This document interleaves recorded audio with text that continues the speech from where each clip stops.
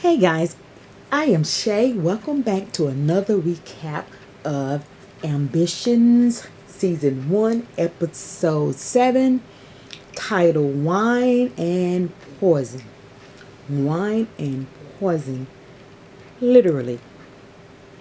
As we see throughout this episode, Stephanie wants revenge. And Carly is over the top. But I digress.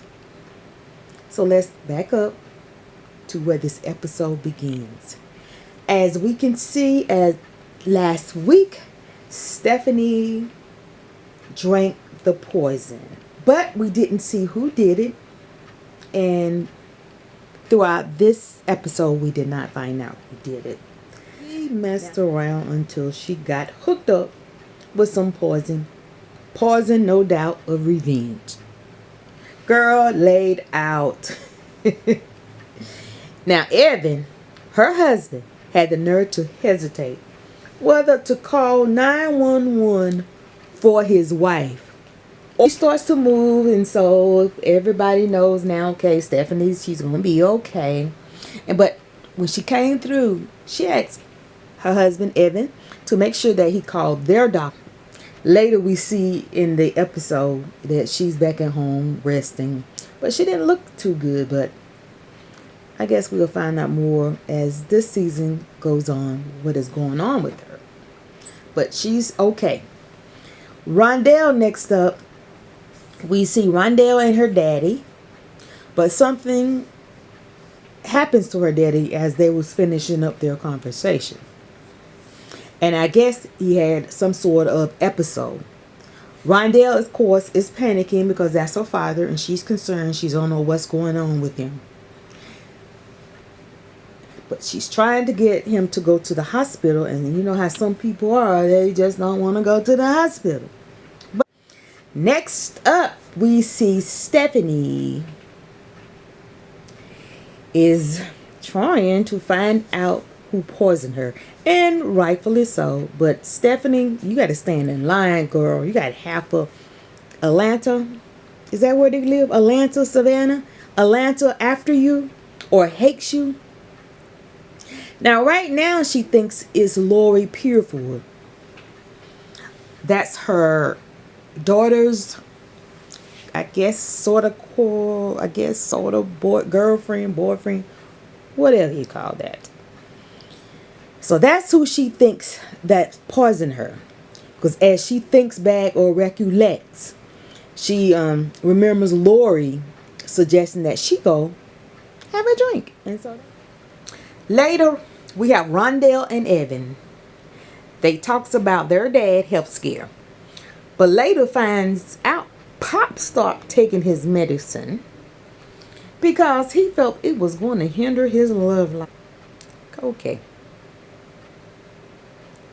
If you don't take your medicine, Pops, you definitely won't have a love life because you're going to be dead. Okay? Now we see low down Bella. This woman must be so insecure. Now she has so-called, I guess, Roderick, a good man standing right there in front of her.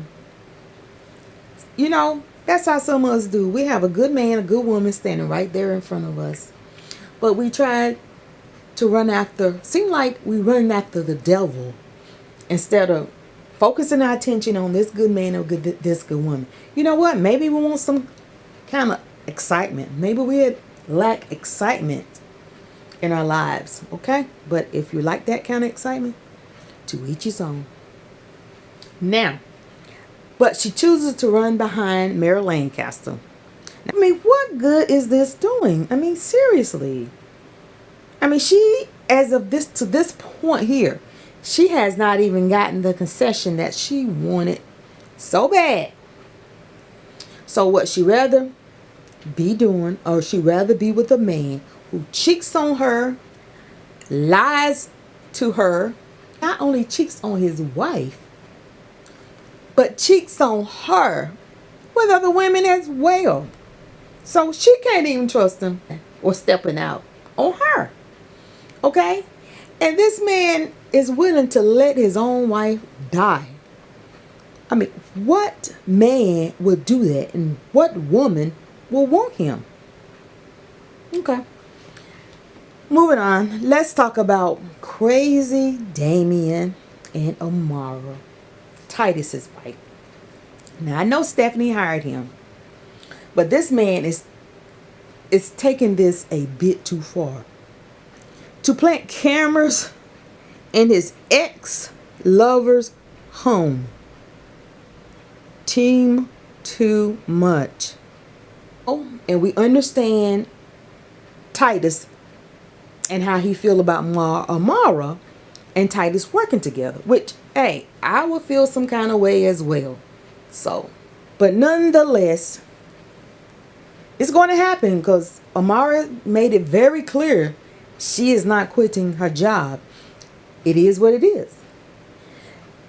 We really do not have a clear understanding on what Stephanie plan is at this point, or what angle Damien's coming. I mean, we don't know yet.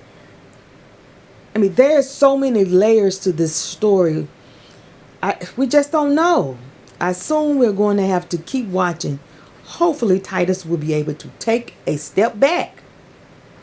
Think about this entire situation with him, his wife, Damien working together before acting out of emotions